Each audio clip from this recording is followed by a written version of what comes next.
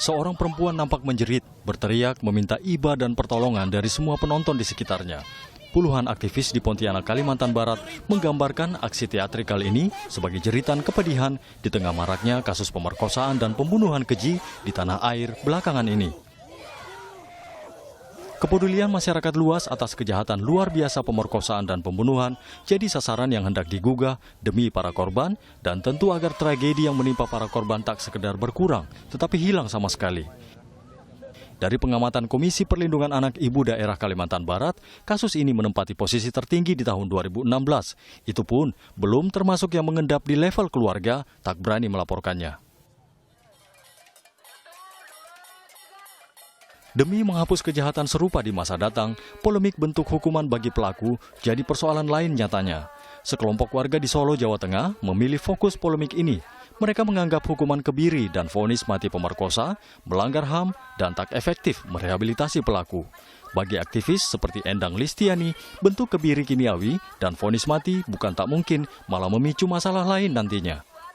Kami lebih mendorong pada negara untuk membuat sistem penghukuman bagi pelaku lebih rehabilitatif pada pelaku anak khususnya, kemudian lebih manusiawi dan lebih tidak bertentangan pada nilai-nilai kemanusiaan serta hak asasi manusia.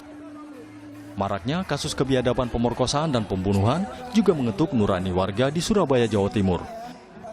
Komunitas pemerhati anak dan perempuan Sevi Amira dan para psikologi setempat mendesak DPR segera mensahkan Undang-Undang Penghapusan Kekerasan Seksual.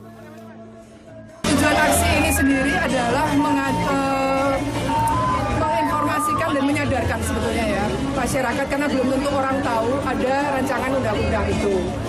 Belum tentu orang tahu bahwa RUU itu sudah masuk di prolegnas. Jadi lebih terbuka sebetulnya bagi rakyat, individu rakyat, untuk mendesak mereka-mereka yang menamakan dirinya wakil rakyat supaya mensahkan itu. Menolak status kependudukan dan kewargaan atas keluarga Bapak LS di Dukuh Ngerangan Seribitan pada Puluhan warga desa di Klaten, Jawa Tengah memilih bentuk hukuman lain. Ramai-ramai warga desa setempat mengusir seorang pemilik rumah yang beberapa waktu lalu tersangkut kasus pemerkosaan seorang siswi kelas 6 SD.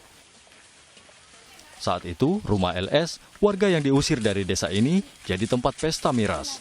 Seorang siswi ditemukan jadi korban pemerkosaan oleh 5 orang pemuda.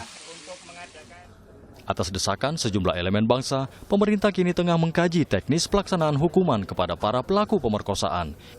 Di sisi lainnya, Komisi 8 DPR RI juga mengusahakan RUU Penghapusan Kekerasan Seksual masuk jadi prioritas program legislasi nasional tahun ini. Tim Liputan Kompas TV.